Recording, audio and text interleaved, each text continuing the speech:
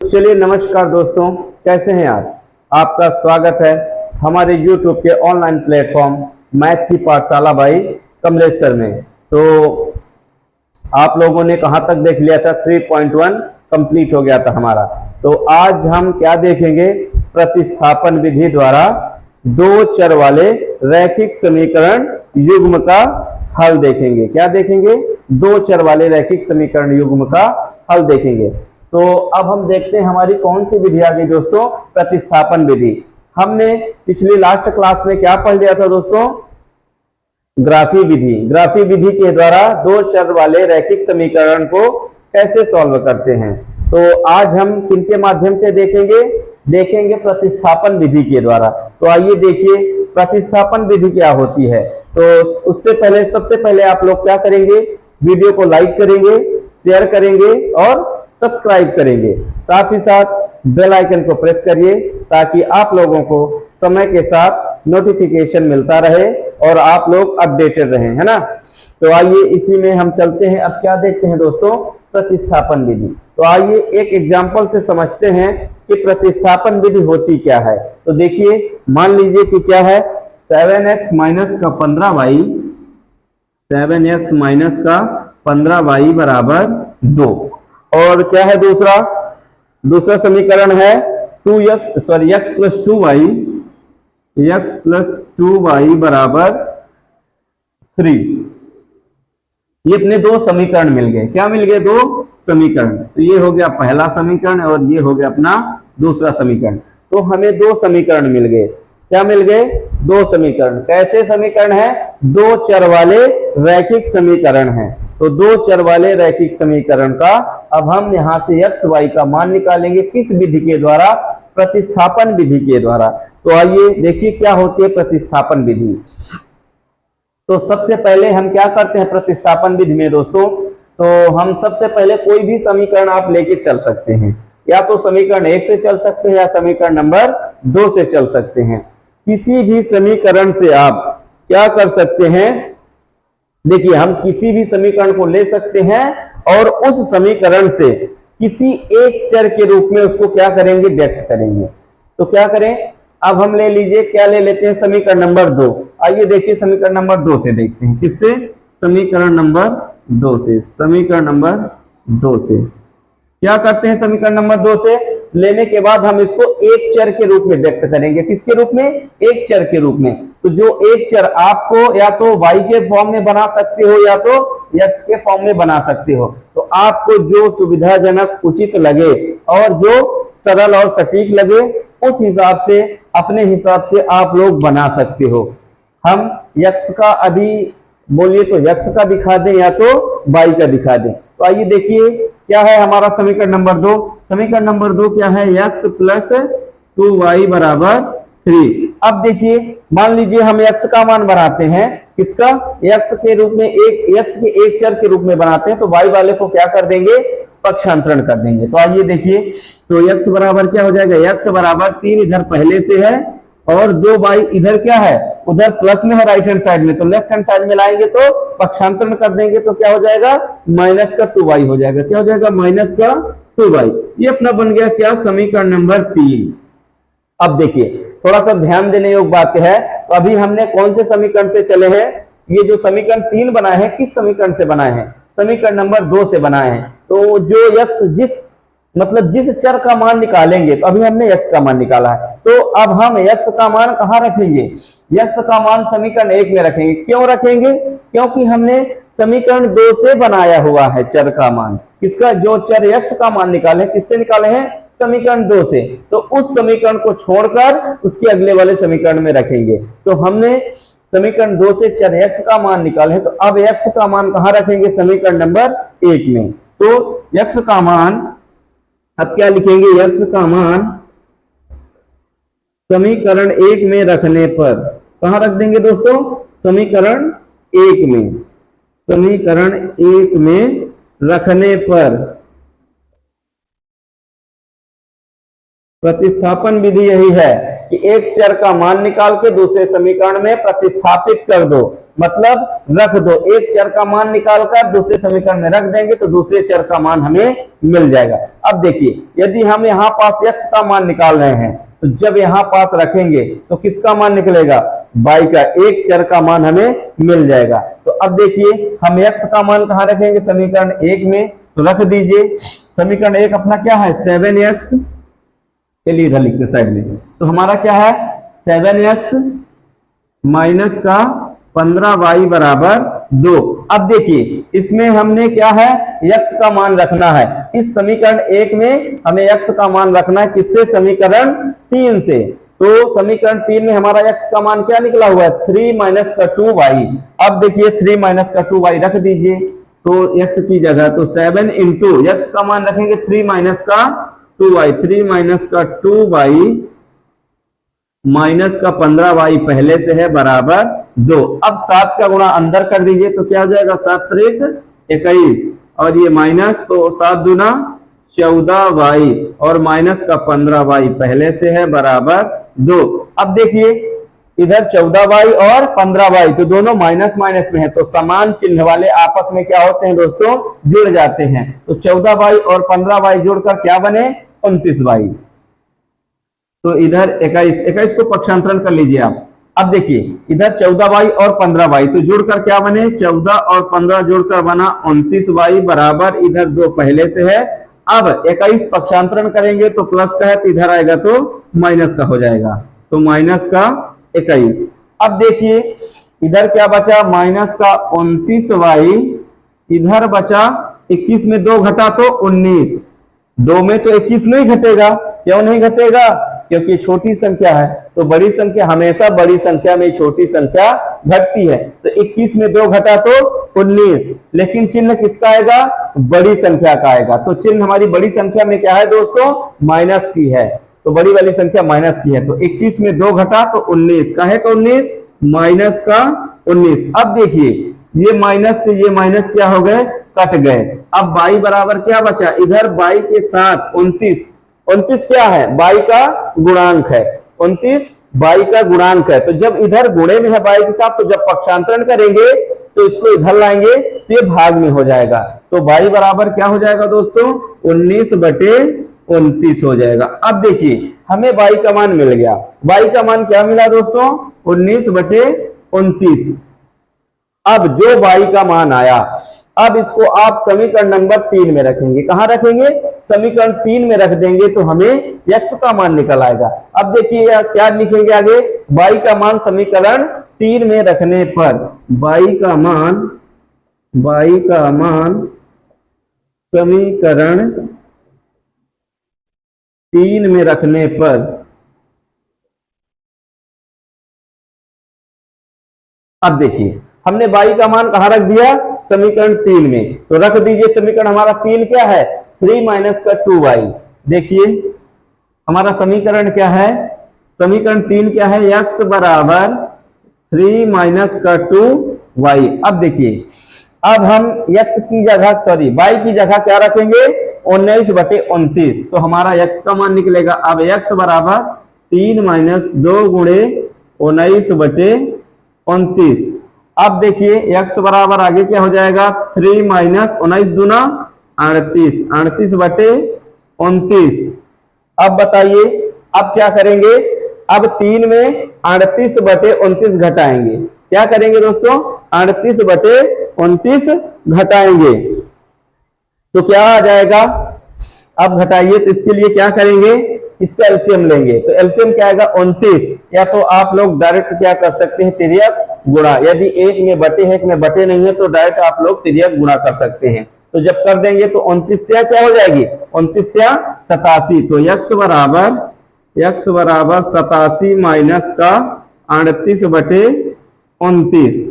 अब देखिए 87 में 38 घटा दिए, ये क्या हो गया, 17, 17 में 8 गया, 9, 9 बचा, और इधर क्या बचा, 7, तो 7 में 3 घटा तो 4। तो x बराबर क्या आया दोस्तों, इधर आ गया 49/29।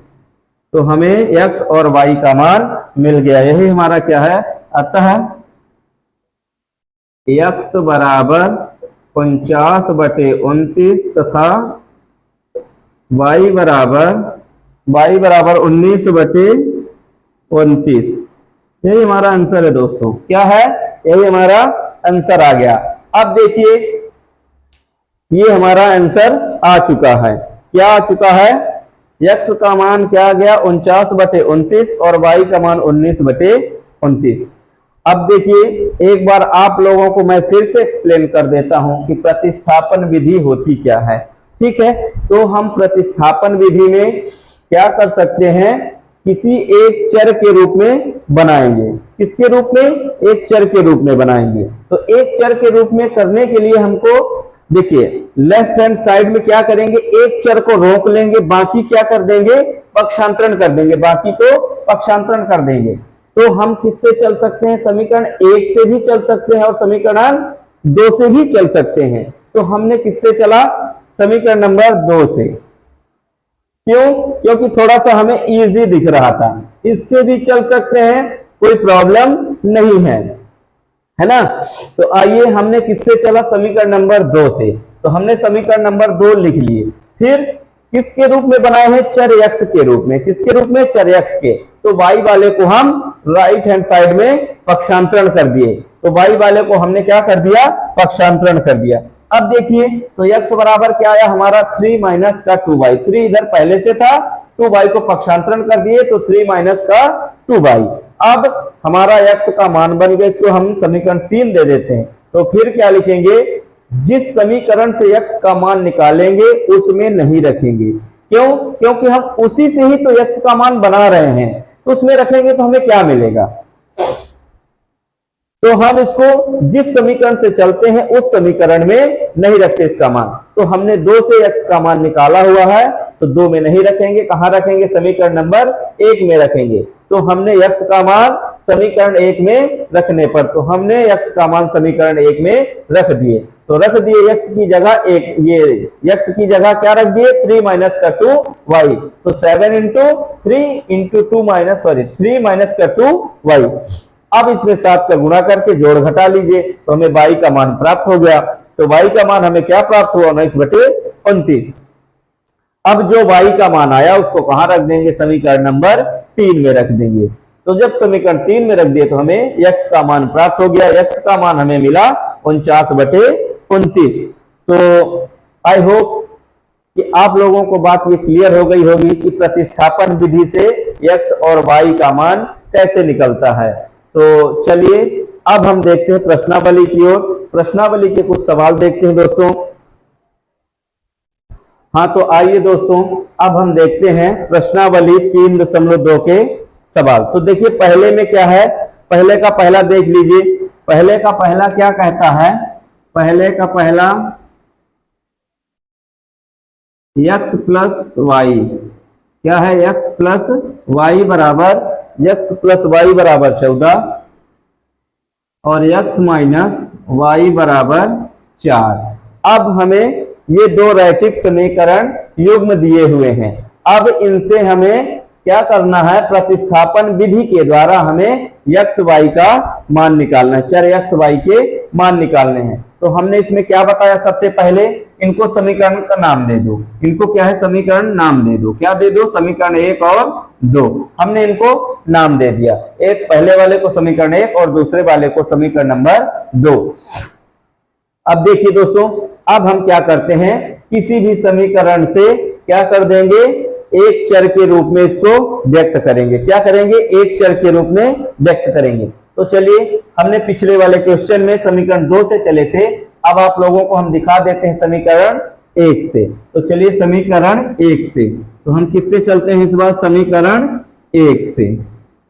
ठीक है, ताकि आप लोगों को ये ना लगे कि सर बताएं कि किसी भी समीकरण से चल सकते हैं, लेकिन आप समीकरण एक ही समीकरण से चल रहे हैं, है ना। तो इसलिए हमने लास्ट वाले क्वेश्चन में किससे चला था? समीकरण 2 से मान निकाले थे।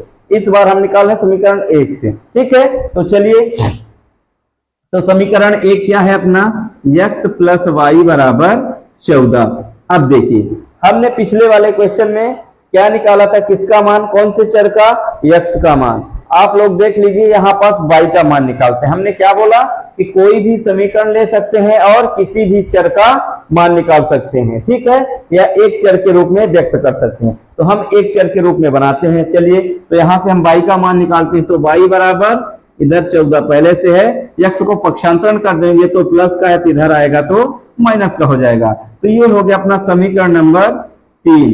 अब हमने क्या बताया कि जो समीकरण 3 निकला, हम किससे चले इस बार, समीकरण 1 से।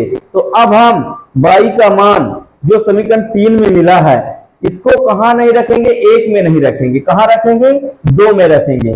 हम समीकरण 1 से ही समीकरण 3 बना रहे हैं, इसलिए y का मान समीकरण 1 में नहीं रखेंगे, कहां रखेंगे, समीकरण नंबर 2 पर रखेंगे। तो आइए, तो y का मान समीकरण 3 से y का मान, किसका मान, y का मान कहां रखेंगे दोस्तों, समीकरण नंबर 2 में। समीकरण 2 में रखने पर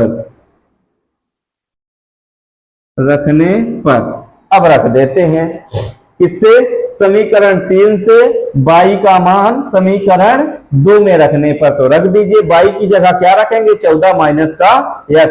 तो अपना समीकरण नंबर 2 क्या है, x माइनस वाई बराबर 4। अब देखिए, अब हम क्या करते हैं दोस्तों, y का मान 14 माइनस एक्स रख दीजिए। तो x है तो x को उतार लीजिए, और माइनस y का मान 14 माइनस का x, सॉरी 14 माइनस का x, 14 माइनस का x, और क्या बचा, बराबर 4 बचा। अब देखिए, अब क्या करेंगे, इस माइनस चिन्ह का पूरे अंदर में गुणा कर दो। तो x बराबर x माइनस 14, और ये माइनस माइनस क्या हो जाएगा, प्लस का x बराबर 4। अब देखिए दोस्तों, यहां पास क्या हो रहा है, x कट जा रहा है, सॉरी जुड़ गए, माइनस माइनस प्लस हो गया। हाँ, तो ये क्या हो गया, 2x माइनस का 14 बराबर 4। अब देखिए, इधर माइनस का है तो इधर पक्षांतरण करेंगे तो प्लस का। तो 2x बराबर 14 में 4 जुड़ा तो 14 4 18। अब देखिए, अब 2 के साथ क्या है, सॉरी x के साथ 2 गुणे में इधर आएगा तो भाग में हो जाएगा। तो 18/2, तो 2 एकम 2 नमा 18। तो x बराबर क्या है दोस्तों, 9। x का मान हमें क्या मिला, 9 मिला। अब देखिए, हमने क्या बताया था कि जो x का मान मिल जाए उसको कहां रख दें, समीकरण नंबर 3 में। जब x का मान समीकरण 3 में रख देंगे तो हमें y का मान मिल जाएगा। तो x का मान समीकरण 3 में रखने पर, x का मान समीकरण 3 में रखने पर, तो रख दीजिए। देखिए क्या है, y बराबर 14 माइनस एक्स। तो समीकरण के 3 क्या है, y बराबर 14 माइनस का x। तो अब हम x की जगह क्या रखेंगे, 9 रख देंगे। तो y बराबर क्या हो जाएगा दोस्तों, y बराबर 14 माइनस का 9। तो y बराबर 14 में 9 घटा तो 5। तो y का मान 5 और x का मान 9। तो अब देख लीजिए, अतः अब आगे क्या लिखेंगे, अतः x बराबर 9 तथा y बराबर 5, यही हमारा आंसर है। x y के मान निकल आए। ठीक है दोस्तों, तो आप लोगों को अब बात और क्लियर हो गई होगी। जैसे हमने पहला बताया, कुछ पहला हमने एग्जाम्पल बताया, एग्जाम्पल के माध्यम से हमने समझाया। उसमें यदि कुछ लोगों को कोई डाउट रहा होगा तो आप लोगों को इस क्वेश्चन के माध्यम से आप लोगों के डाउट एकदम क्लियर हो गए होंगे। मैं ऐसा उम्मीद करके चलता हूं कि आप लोगों को बात क्लियरली समझ में आ गई होगी, अब कोई डाउट नहीं होगा। आइए अब देखते हैं अगला प्रश्न। हाँ, तो अब देखिए दोस्तों, हमारा क्या है, दूसरा प्रश्न क्या कहता है। दूसरा प्रश्न ये कहता है कि s माइनस टी बराबर 3, और क्या है दूसरा समीकरण, s/3 प्लस t/2 बराबर 6। तो अब हम इसको थोड़ा सा क्या करना है, पहला वाला समीकरण तो हमारा सही दिख रहा है, और जो दूसरा वाला है थोड़ा सा बटे में दिख रहा है। तो आप लोग इसका क्या करेंगे, एलसीएम लेंगे। एलसीएम लेने के बाद इसको सॉल्व करके बना लेंगे। तो ये हो गया हमारा समीकरण नंबर, इसको पहला नाम दे दो फिर 2 और 3 का एलसीएम क्या आता है, 6 आता है। या तो डायरेक्टली क्या हो, जब अभाज्य संख्या हो, जब क्या हो बटे में अभाज्य संख्या हो तो उनका डायरेक्ट आप लोग तिर्यक गुणा करके निकाल सकते हैं, तो है ना। या तो फिर आप लोग ऐसे क्या करेंगे, 2 और 3 का एलसीएम लेंगे तो 6 आएगा, फिर 6 में 3 का भाग करेंगे, जो एलसीएम आता है उसमें हर का बारी बारी से क्या करते हैं, भाग दे देते हैं।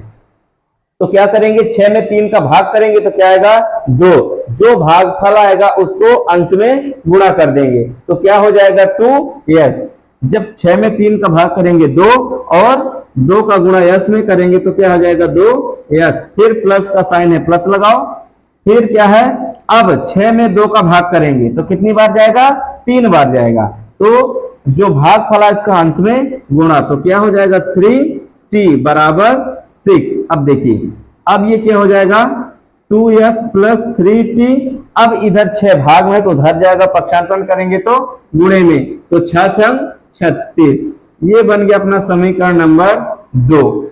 अब देखिए, अब आप किसी भी समीकरण से किसी भी चर का मान निकाल सकते हैं, तो हम कहां से चलते हैं, समीकरण नंबर 1 से। तो समीकरण 1 से, कहां से, समीकरण नंबर 1 से, तो 1 से चले तो 1 क्या है, s माइनस टी बराबर 3, तो s माइनस टी बराबर 3, तो s बराबर 3 प्लस टी, क्या आया 3 प्लस टी, ये आ गया अपना क्या समीकरण नंबर 3। अब क्या करेंगे, किस समीकरण से चले हैं, समीकरण 1 से, s का मान क्या निकाले हैं, समीकरण 1 से, तो s का मान समीकरण 1 में नहीं रखेंगे, कहां रखेंगे, समीकरण नंबर 2 में रखेंगे। तो आइए s का मान कहां रखने पर, s का मान समीकरण 2 में रखने पर, s का मान समीकरण 2 में रखने पर, समीकरण 2 में रखने पर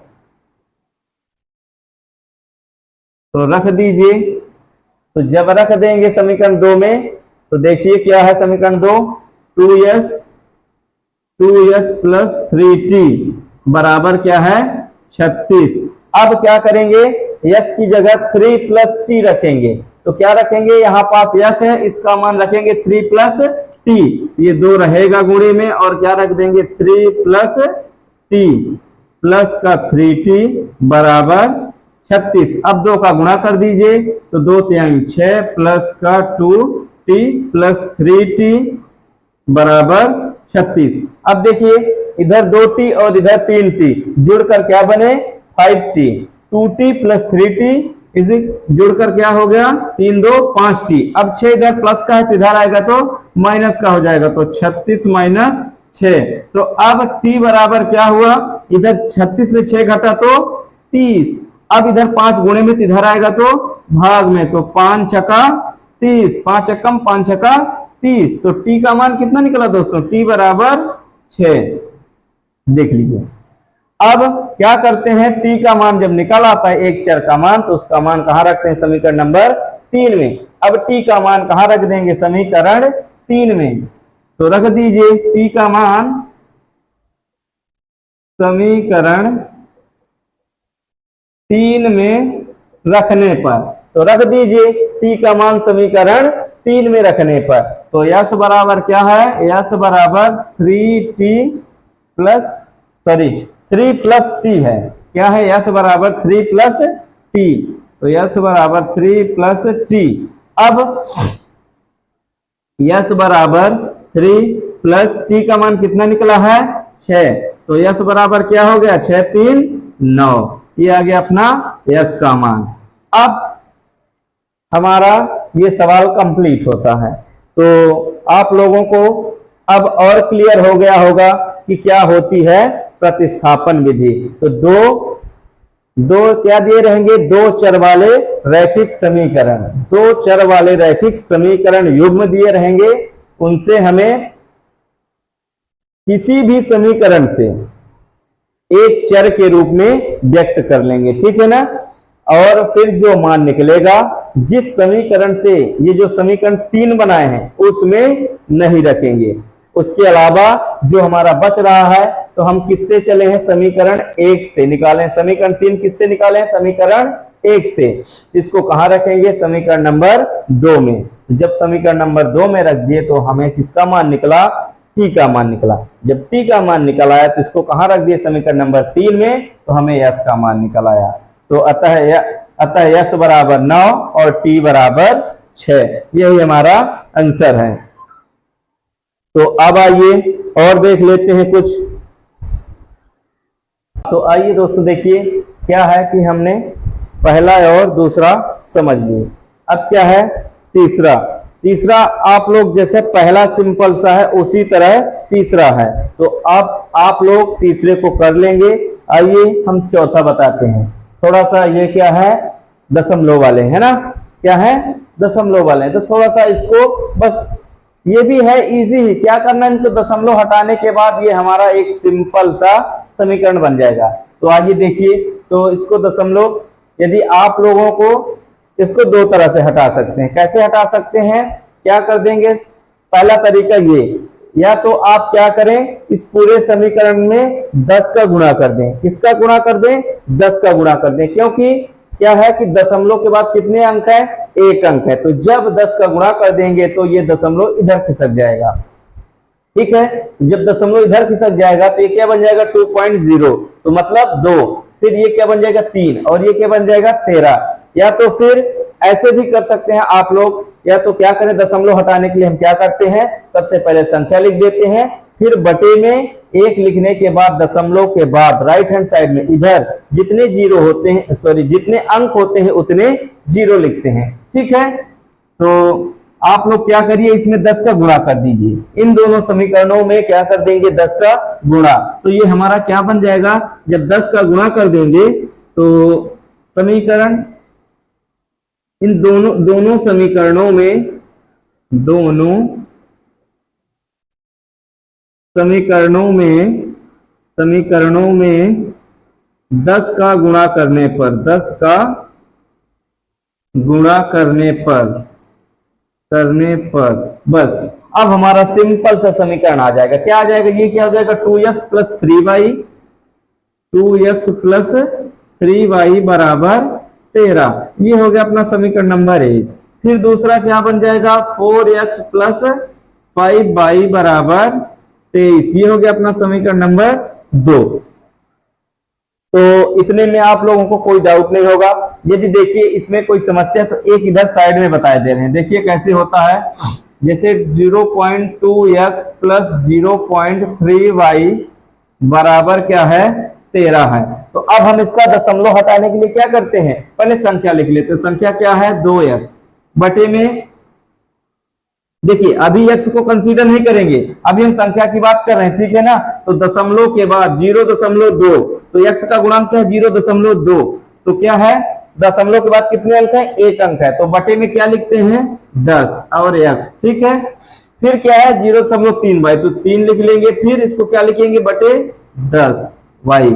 फिर इसको क्या लिखेंगे, 13 बटे 10, क्योंकि संख्या क्या है, संख्या हो गई 13। फिर दशमलव के बाद कितने अंक है, 1 अंक है। तो बटे में 1 लगा के 1 0, तो दशमलव के बाद जितने अंक उतने 0। अब देखिए, अब यहां से एलसीएम लेंगे 10 का एलसीएम लेंगे तो क्या आएगा, 10 आएगा। इधर भी 10 है तो ये भाग में इधर 10 और इधर भाग में 10, तो इधर ये क्या बन जाएगा, 2x प्लस 3y बटे 10 बराबर 13 बटे 10। अब देखिए ये 10 इधर भाग में है तो आगे क्या हो जाएगा, इधर आएगा तो पक्षांतरण करेंगे तो गुणे में, तो 10 से 10 कट गया। तो हमारा क्या बना, 2x प्लस 3y बराबर 13। तो हमने या तो इस तरीके से बना लीजिए या तो इस तरीके से बना लीजिए, तो हमें थोड़ा सा इजी लगा 10 का गुणा करने पर। तो 10 का गुणा देखिए 0.2 में यदि हमने 10 का गुणा कर देंगे तो क्या हो जाएगा, 10 दूना 20। तो 10 दूना 20, तो कितने अंक बाद दशमलव लगा है, 1 अंक बाद, तो 1 अंक बाद दशमलव लगा दीजिए। तो 2.0 इसका मान क्या होता है, 2 होता है। तो हमें थोड़ा सा ये इजी पड़ता है, तो आप लोग थोड़ा सा ऐसा करेंगे, है ना। तो अब हमें समीकरण 1 और समीकरण नंबर 2 बन गए हैं।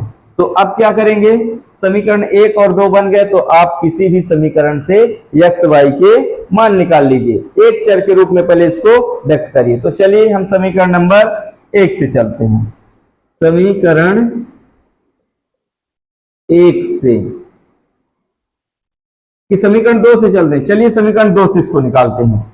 अब समीकरण 2 से, तो समीकरण 2 से क्या है, 4x plus 5y, 4x plus 5y बराबर 23। तो x का मान क्या निकल जाएगा, अब y को इधर पक्षांतरण कर लो, तो इधर प्लस का तो पक्षांतरण करेंगे तो माइनस का, तो क्या बचेगा, x बराबर 23 माइनस का 5y बटे में क्या आ जाएगा 4, क्योंकि x के साथ काहे में है, ये 4 गुणे में है, x का गुणांक है 4, ठीक है।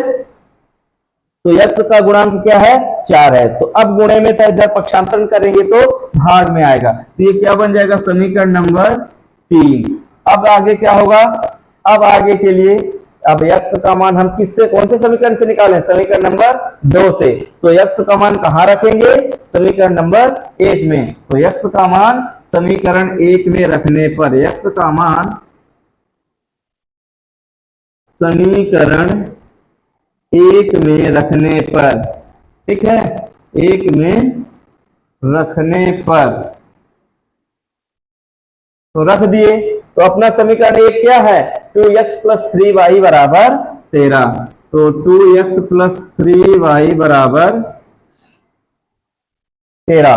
तो अब देखिए, अब हमें x का मान क्या निकाले हुए हैं, 23 माइनस का 5y बटे 4। तो x की जगह रख दीजिए, ये क्या हो जाएगा 2 इंटू एक्स का मान 23 माइनस का 5y बटे 4 प्लस का 3y बराबर 13। अब देखिए, इस 2 एकम 2 दूना 4, अब ये कट गया तो क्या बचा, 23 माइनस का 5y, 23 माइनस का 5y बटे 2 प्लस का 3y बराबर 13। अब क्या करिए, एलसीएम लेंगे, एलसीएम लेंगे, या तो हमने क्या बताया कि 1 के बटे में है और 1 के बटे में नहीं, तो डायरेक्ट क्या कर दें, त्रिया गुणा कर दें। तो क्या हो जाएगा, 23 माइनस का 5y रहेगा, 23 माइनस का 5y प्लस 2 तिहाई 6y पूरे के बटे में 2 बराबर 13।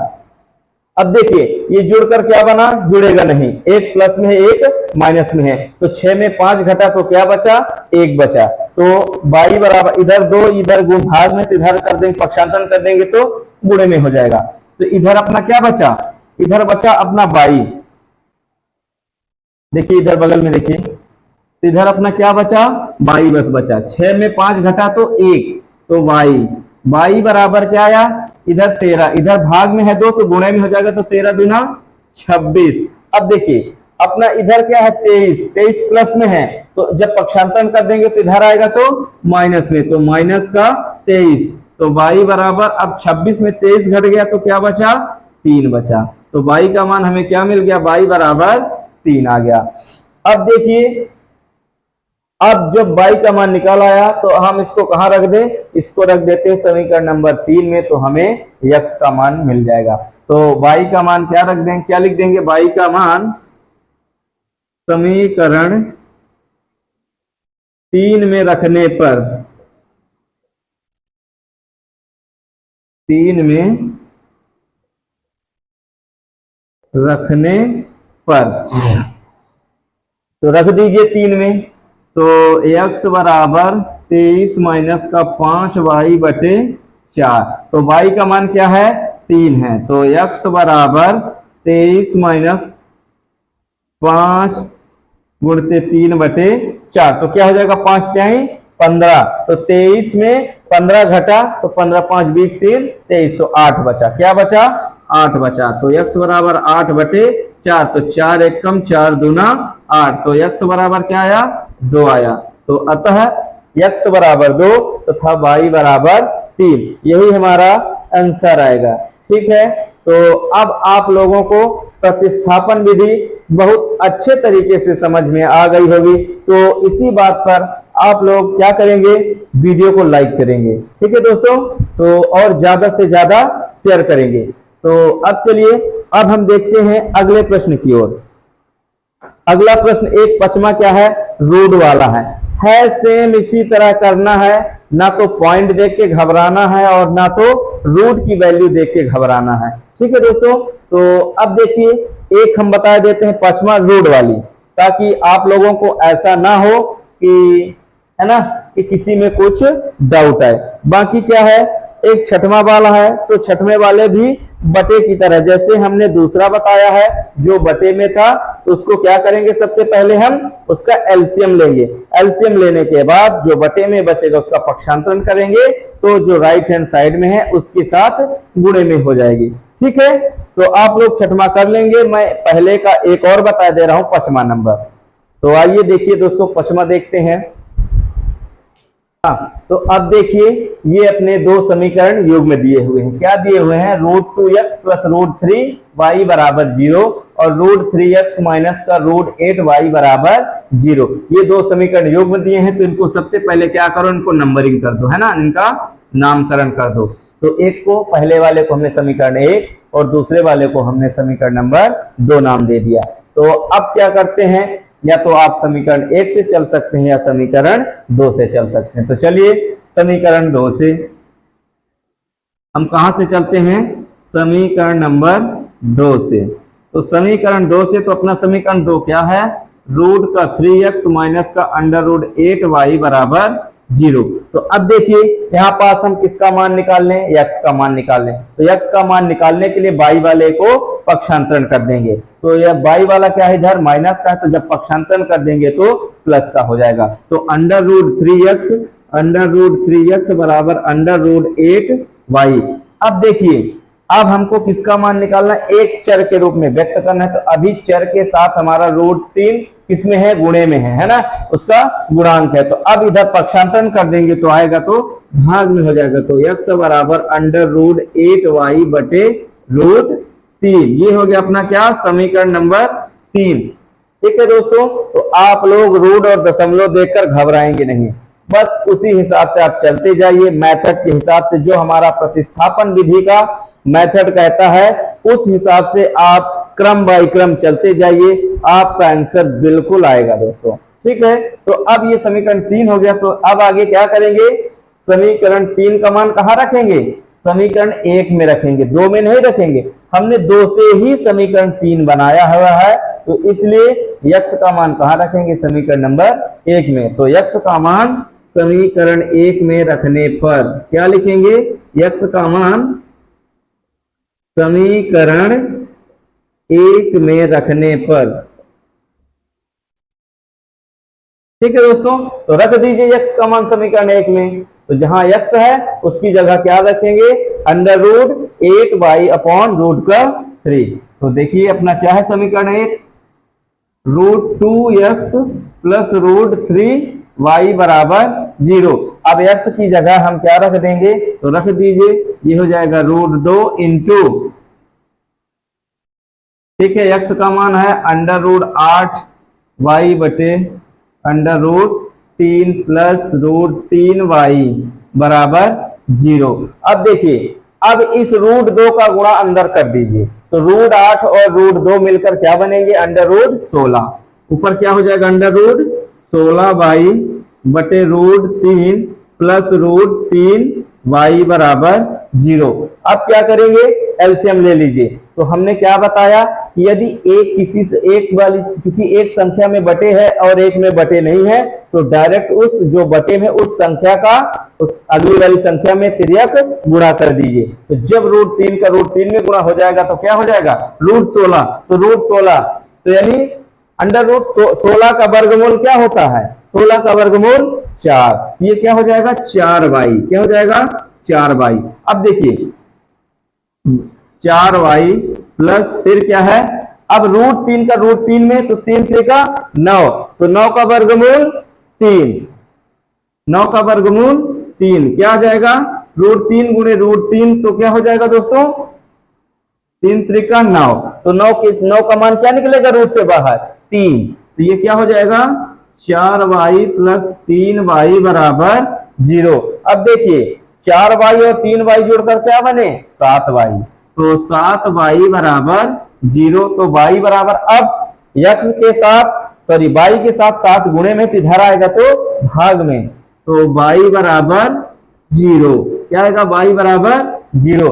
किसी भी देखो 0 के साथ यदि किसी भी संख्या का गुणा या भाग किया जाए तो हमेशा उसका मान क्या आएगा? 0 ही आएगा। तो 0 में यदि हमने 7 का भाग किए तो 0 आ जाएगा। क्यों?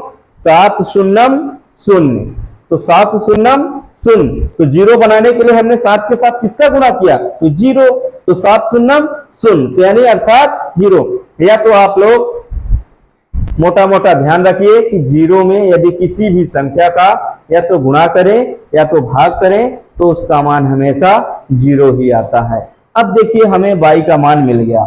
जब y का मान मिल गया तब हम क्या करेंगे? y के मान को कहां रख देंगे? समीकरण नंबर 3 पे, तो हमें x का मान मिल जाएगा। तो y का मान समीकरण 3 में रखने पर, किसका मान? y का मान समीकरण 3 में रखने पर, तो रख दीजिए। तो अपना समीकरण नंबर 3 क्या है? x बराबर √8 √3y। ठीक है, अब हमें y का मान क्या निकला है? 0। तो x बराबर √8/√3 गुणते 0। तो हमने क्या बताया? यदि 0 के साथ किसी भी संख्या का भाग या गुणा किया जाए तो उसका मान हमेशा 0 ही प्राप्त होता है। तो क्या हो जाएगा? x बराबर 0। तो अतः x बराबर 0 तथा y बराबर 0। तो हमें x और y दोनों का मान क्या मिल गया दोस्तों? 0 मिल गया। तो ठीक है, तो मैं ऐसे उम्मीद करता हूं आप लोगों से कि ये बात प्रतिस्थापन विधि आप लोगों को बहुत ही शानदार तरीके से क्लियर हो गई होगी दोस्तों। ठीक है, यदि किसी को कोई डाउट है तो आप लोग निसंदेह कमेंट बॉक्स में कमेंट कीजिए दोस्तों, तो ताकि मुझे समझ में आए कि किसको कहाँ दिक्कत हो रही है। तो हम क्या करेंगे? एक बार फिर से वहां समझाने का प्रयास करेंगे। हमारा प्रयास ये रहता है दोस्तों कि एक बार में सबका डाउट क्लियर हो जाए। हम 0 लेवल से आप लोगों को बताते हैं ताकि आप लोगों को कोई डाउट ना रह जाए। फिर भी कोई डाउट है तो आप लोग निसंदेह कमेंट बॉक्स में कमेंट करके दोस्तों पूछ सकते हो। तो अब चलिए एक दूसरा देख लेते हैं आज फिर।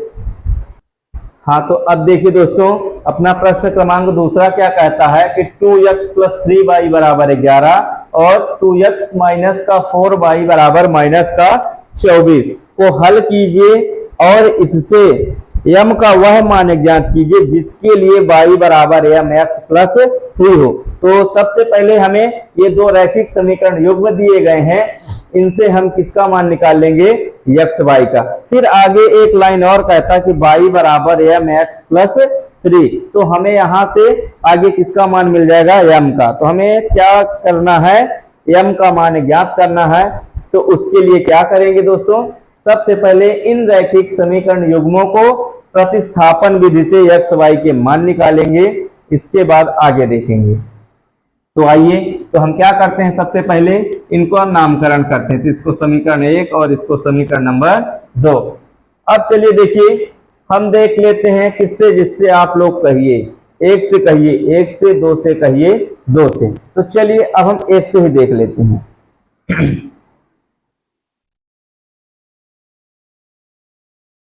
समीकरण नंबर 1 से, ठीक है। तो समीकरण 1 से क्या है? समीकरण 1 2x + 3y बराबर 11। 2x + 3y बराबर 11। अब क्या करेंगे? देखिए x का मान निकाल लीजिए या y का मान निकाल लीजिए, वो आपके ऊपर डिपेंड करता है। तो हम किसका मान निकाले लेते हैं? x का मान निकाल के आप लोगों को दिखाते हैं। ठीक है दोस्तों, तो जब x का मान निकालेंगे तो इधर क्या बचेगा? 2x बराबर 11 माइनस का 3y, इसको पक्षांतरण कर लेंगे y वाले को। अब अगले स्टेप में क्या हो जाएगा? x बराबर 11 माइनस का 3y बटे 2। तो क्या हो गया? x बराबर 11 माइनस का 3y बटे 2, ये हमें मिल गया क्या? समीकरण नंबर 3। अब x का मान किससे, कौन से समीकरण से निकालें, समीकरण 1 से। तो x का मान समीकरण 1 में नहीं रखेंगे, कहां रखेंगे, समीकरण नंबर 2 में। तो आइए, तो x का मान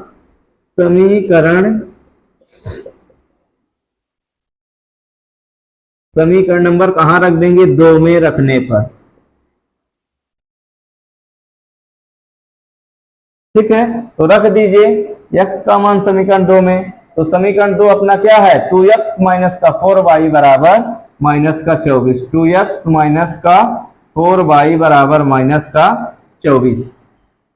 तो हमें x का मान क्या मिला है, तो रख दीजिए x की जगह 2 इंटू 11 माइनस का 3y बटे 2 माइनस का 4y बराबर माइनस का 24।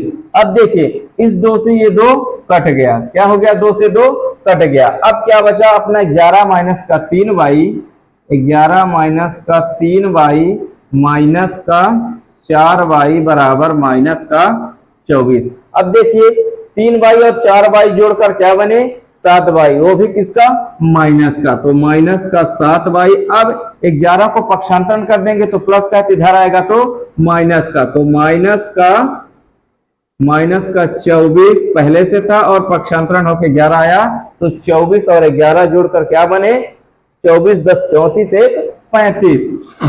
तो ये बना माइनस का 7y बराबर माइनस का 35। तो माइनस से माइनस कटा, अब y बराबर y के साथ 7 गुणे में तो इधर आएगा तो भाग में, तो 35 बटे 7, तो 7 एकम 7 पना 35। तो y बराबर क्या आया दोस्तों, 5। y बराबर क्या आया, 5। y का मान हमें मिला 5, ठीक है दोस्तों। अब y का मान कहां रख देंगे, समीकरण नंबर 3 में। तो हमें किसका मान मिल जाएगा, x का। तो आगे लिखिए y का मान समीकरण 3 में रखने पर, तो हमारा समीकरण 3 क्या है, समीकरण 3 से, किससे चल रहे हैं, 3 से। तो x बराबर क्या है, 11 माइनस का 3y बटे 2। अब देखिए y की जगह हम क्या रखेंगे, 5। तो x बराबर 11 माइनस का 3 इंटू 5 बटे 2, तो 3 पचे 15, तो 11 में 15 घटा तो 4, काहे का 4, माइनस का 4। तो x बराबर 11 माइनस का 15 बटे 2, तो क्या आया, सॉरी 2, तो क्या आया, माइनस का 4 बटे 2, तो 2 एकम 2 दूना 4। तो x बराबर क्या आया, माइनस का 2। x का मान हमें मिला माइनस का 2, y का मान मिला 5 और x का मान मिला माइनस का 2। तो अब हमारा प्रश्न क्या कहता है कि m का वह मान ज्ञात कीजिए जिसके लिए y बराबर mx प्लस 3 हो। अब आगे क्या कहता है, तो आगे प्रश्न हमें क्या कहता है, y बराबर mx प्लस 3। तो अब हमें देखिए y का भी मान ज्ञात है और किसका, x का भी हमें मान ज्ञात है, किसका, y और x का। तो यहाँ पर समीकरण में रख दीजिए। तो y बराबर 5, y का मान 5 मिला है, m इंटू x का मान माइनस का 2 प्लस का 3। अब देखिए, अब इसको आप पक्षांतरण कर दीजिए, किसको, 3 को, इधर प्लस का है तो उधर जाएगा तो माइनस का हो जाएगा। तो 5 माइनस का 3 बराबर, ये गुणा हो जाएगा तो माइनस का 2m। अब 5 में 3 घटा तो 2 और इधर क्या बचा, माइनस का 2m। अब m के साथ माइनस 2 गुणे में तो उधर जाएगा तो भाग में, तो m बराबर क्या हो जाएगा, 2 बटे 2, ये माइनस लगा दिए तो 2 एकम 2 एकम, ठीक है। तो m बराबर क्या आ गया, m बराबर माइनस का 1। चलिए हमें यही पूछा था, m का मान ज्ञात कीजिए। तो हमारा m का मान क्या आ गया दोस्तों, m बराबर माइनस का 1 आ गया। अब देखिए हमारा प्रश्न क्या कहता था, हमें 2 रैखिक समीकरण युग्म दिए थे, उनसे x y का मान निकालकर हमें क्या ज्ञात करना था, y बराबर mx प्लस 3। तो हमने प्रतिस्थापन विधि के द्वारा x और y के मान निकाल लिए। तो y का मान 5 और x का मान माइनस का 2, तो हमने यहाँ पास रख दिया, तो हमें m का मान प्राप्त हो गया। तो m बराबर माइनस का 1, यही हमारा आंसर होगा। तो आई होप आप लोगों को प्रतिस्थापन विधि बहुत अच्छे तरीके से और बहुत ही शानदार तरीके से समझ में आई होगी। और आज के लिए बस इतने दोस्तों। अब आगे का मिलते हैं नेक्स्ट पार्ट में। तो अगला पार्ट आएगा दोस्तों, तो पार्ट 2 आएगा, है ना। ये पार्ट 1 के नाम से हमारी वीडियो रहेगी। तो इस पार्ट में हम यहीं तक, अगले पार्ट में इसके आगे का इस प्रश्नावली को खत्म कर देंगे अगले पार्ट में। तब तक के लिए दोस्तों क्या करना है आप लोगों को, सबसे पहले वीडियो को लाइक करें, ज्यादा से ज्यादा शेयर करें और सब्सक्राइब करें, साथ ही साथ बेल आइकन को प्रेस करें ताकि आप लोगों को नोटिफिकेशन समय समय पर मिलता रहे। ठीक है दोस्तों, तो अब हम मिलते हैं अगली वीडियो में। तब तक के लिए टाटा बाय बाय, जय हिंद जय भारत, धन्यवाद दोस्तों।